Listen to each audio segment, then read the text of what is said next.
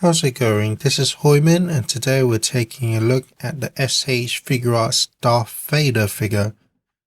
So this is the Return of the Jedi version, and you have a really nice window to see the whole figure. You can also see all that he comes with.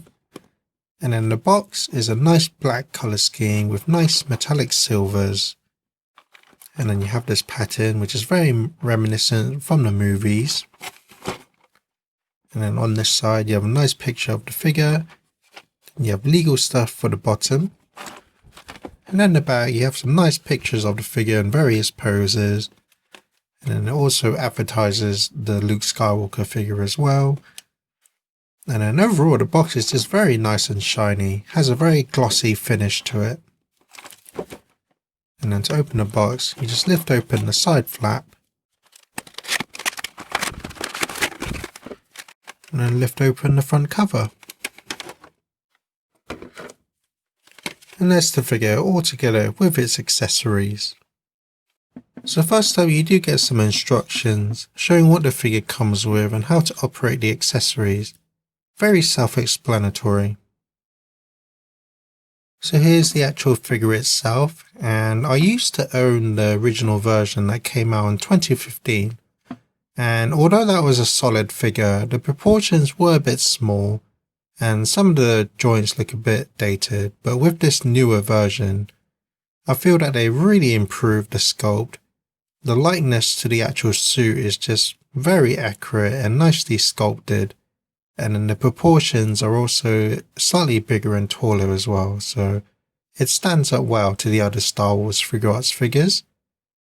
And then like I already said, the sculpt is really phenomenal. It's very nicely sculpted.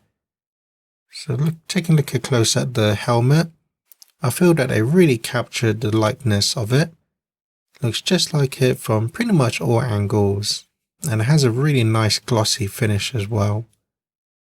And then you can see the eye parts in there are kind of a different sort of transparent gloss as well. And then you have the nice silver paint parts on the mouth. And then moving to the torso, again you have the nice glossy part for the armor, and then you have the metallic silver finish. And then moving on to his chest, every button is nicely sculpted and painted, very clean. And then to the actual suit itself, it's a matte finish, whereas the gloves and belts and stuff are glossy finish, so it's a really nice contrast. And you can see all the folds and wrinkles in the suit. Looks very realistic. Even the joint itself is sculpted to match the suit. And then the belt is very nicely sculpted, lots of detail, very nicely painted. And then down to his legs, again very realistic looking suit, and then very nice glossy finish for his boots.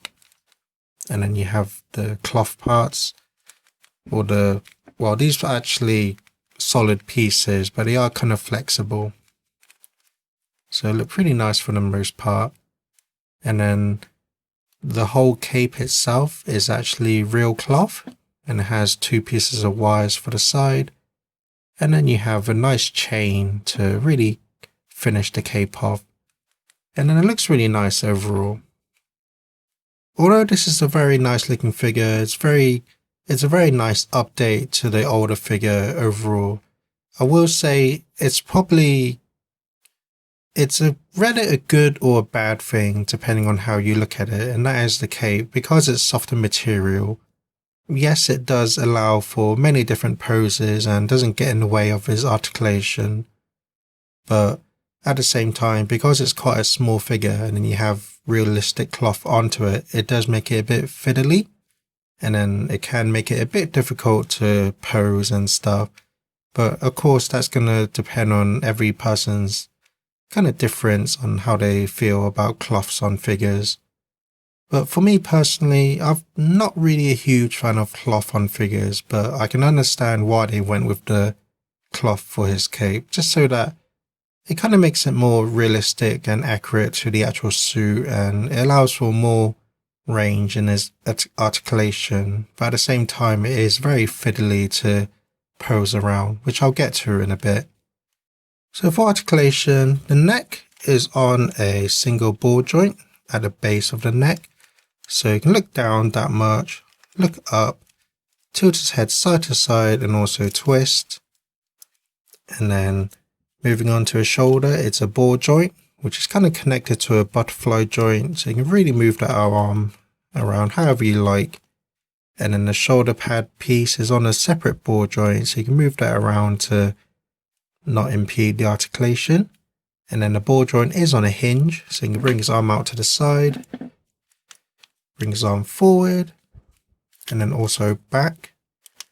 And then he's got the bicep swivel, double jointed elbows, and then he's got the ball jointed wrists.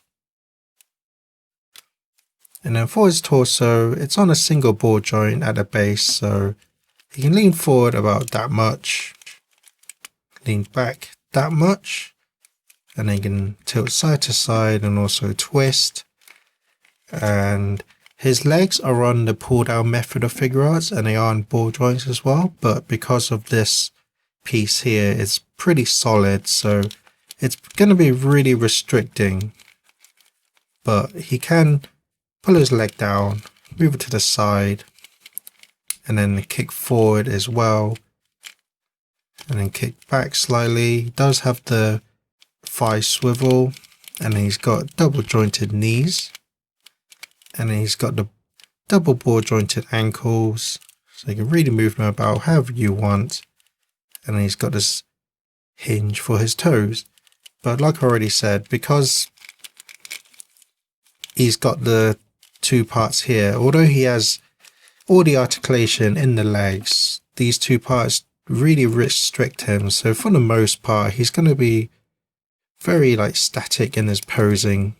So you're not going to really be able to get dynamic poses with him.